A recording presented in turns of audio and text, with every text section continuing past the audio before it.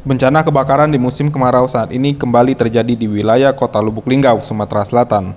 Kali ini terjadi di kawasan Bukit Sulap, di mana 2 hektar are lahan perkebunan karet milik warga ludes terbakar.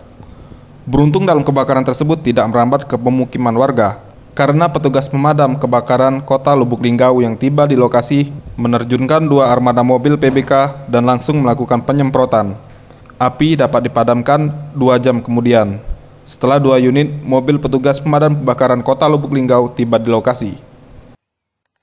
Akibat kebakaran tersebut, warga mengalami kerugian karena sejumlah batang karet mereka ludes terbakar dan tidak bisa dilakukan penyadapan karet lagi. Jam 8, setengah 9 tuh balangnya datang.